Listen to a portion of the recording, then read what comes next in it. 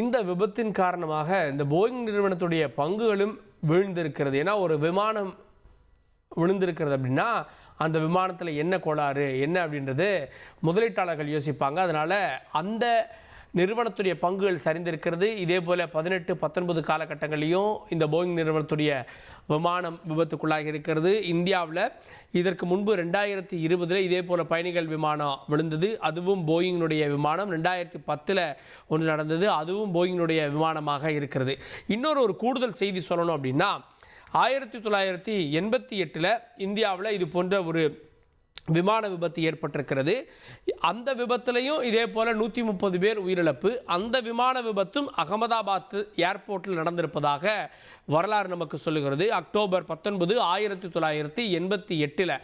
So Ahmedabad விமான நிலையத்தில் 1988க்கு பிறகு இதே போன்ற ஒரு விமான விபத்து ஏற்பட்டிருப்பது குறிப்பிடத்தக்க ஒன்றாக இருக்கிறது.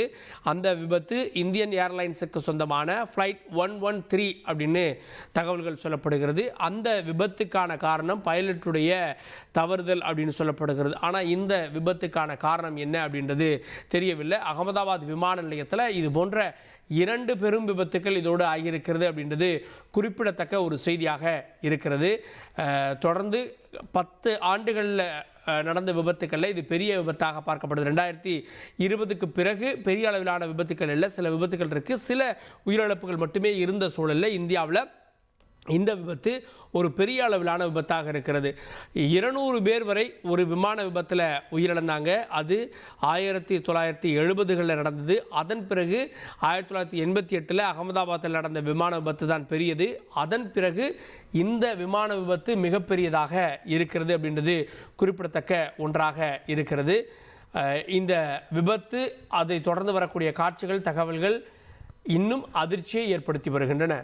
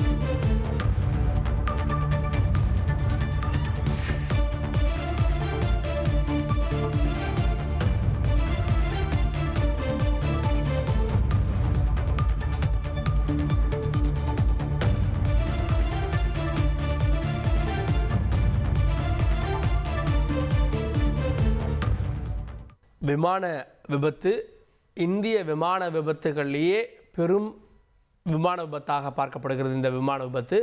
ஏன்னா இதற்கு முந்தைய வரலாறுகளில் மும்பையில் ஏற்பட்ட விமான விபத்தில் மட்டும்தான் 200க்கும் மேற்பட்டோர் உயிரிழந்தாங்க. ஆனால் இந்த விமான விபத்தில் 130 பேர் உயிரிழந்திருப்பதாக முதல் கட்ட தகவலாக வருகிறது. இந்த விமான விபத்தில் விமானத்தில் பயணித்தவர்களை தாண்டி அந்த கட்டடங்களில் இருந்தவர்களே அந்த விடுதியில் 200 பேர் மதிய சாப்பாடுக்கு வந்திருக்காங்க. அதில் 20 பேர் உயிரிழந்திருக்காங்க அப்படின்ற தகவல் தெரிய வருகிறது. பொதுமக்களுடைய உயிரிழப்பு அதிகமாக இருக்கிறது அப்படின்னு அந்த விஷயமும் கூறப்படுகிறது. அதனால் இந்த விமான விபத்து உலக அளவில் பெரும் அதிர்வலைகளை ஏற்படுத்தி இருக்கிறது. அகமதாபாத்திலிருந்து டெல்லிக்கு இரவு இதற்கென ஒரு ரயில் புறப்படுவதாக அறிவிக்கப்பட்டிருக்கிறது. ஏன்னா விமான சேவை சிறிது நேரம் நிறுத்தப்பட்டிருந்தது குறிப்பிடத்தக்கது. இந்த ஒரு சூழலில் இந்த உயிரிழப்பினுடைய எண்ணிக்கையின் அடிப்படையில் நாட்டில் நடந்த 3வது பெரிய விமான விபத்தாக இது பார்க்கப்படுகிறது. அதில் இந்த உயிரிழப்பினுடைய எண்ணிக்கை ஒருவேளை அதிகரித்தா இந்த விமான விபத்தினுடைய தீவிரம் என்ன அப்படின்றது புரிய வரும். ஏன்னா பயணிகளை தாண்டி பொதுமக்கள் பாதிக்கப்பட்ட ஒரு விமான விபத்தாக இது இருக்கிறது. அந்த கட்டடத்துக்குள்ளே நிறைய மாணவர்கள் இருந்ததாகவும் அவங்க மேலே அந்த கட்டடம் இடிந்து விழுந்து அதனால் அவங்க மருத்துவமனைகளில் அனுமதிக்கப்பட்டதாகவும் தகவல் வந்திருக்கிறது. ஆனால் விமானத்தில் இருந்தவர்கள் முற்றிலுமாக ஒயிட் பெட்ரோல் மூலமாக அந்த இடங்கள் சுற்றியிருந்த பகுதிகள் எல்லாம் தீ விபத்து ஏற்பட்டு வெளியில் வர்றதுக்கான வாய்ப்புகளே இல்லாமல் போனதாகவும் கூட புதிய தகவல்கள் வந்து கொண்டே இருக்கிறது. புதிதாக இந்த விமானத்துடைய என்ஜினில் பறவைகள் மோதியிருக்க வாய்ப்பு இருக்குமோ அப்படின்ற அந்த கோணமும் கூட விசாரிக்கப்படுகிறது. அதன் காரணமாக விமானம் விழுந்திருக்குமோ அப்படின்ற செய்தியும் கூட இப்போது விவாதிக்கப்பட்டு பேசப்பட்டு ஆய்வுக்குட்படுத்தப்பட்டு வருகிறது. அதிமுக்கிய விவரங்களை அனைவருக்கும் புரிய வைக்கும் பாட்காஸ்ட். தவிர்க்க முடியாத முதல் மக்கள் வளைகுடா நாடுகள் பிரான்சிஸுக்கு பிரியா சம்பவங்களை தேடி களத்திற்கே உங்களை அழைத்து செல்லும் ஸ்பாட்லைட். அங்க இருக்கக்கூடிய கள விவரங்கள் என்ன? அமலாக்கத்துறை கடந்த 5 வருஷமாவே சார் எனக்கு ரொம்ப பிடிக்கும் அவர் வர்றதுக்காக எங்களுடைய நியாயமான கோரிக்கை. Even at the cost of stopping பார்வையாளர்களையும் செய்திக்குள் பங்கெடுக்க செய்யும் மக்கள் குரல். 50 ரூபாய் எங்களுக்கு தண்ணிக்கு ஒரு தீர்வே இல்லங்க 10 வருஷமா. எங்களுக்கு சரியான ஒரு விடிவு கிடைக்கவில்லை. 60,000 ஏக்கருக்கு தான் கேட்கிறோம், பிச்சை கேட்கறாங்க. புத்தம் புதிதாக வித்தியாசமாக ஹெலிகாப்டர்களின் உதவி என்ன படிக்கலாம்ன்றதுல பேரண்ட்ஸும் என்கரேஜ் பண்ணணும், ஸ்டூடெண்ட்ஸும் தேர்வு செஞ்சு. எனக்கும் சீமானனுக்கும் பெரிய வித்தியாசம் இல்லைங்க. ஒரு பாயிண்டா சொல்லணும். உங்களுக்கான தலைவர்களை பொழுதுபோக்கு தளத்தில் தேடாதீர்கள், போராட்ட களத்தில் தேடுங்கள். அனைத்தும் உங்களுக்காக. எப்போதும் இணைந்திருங்கள் தந்தி டிவியுடன்.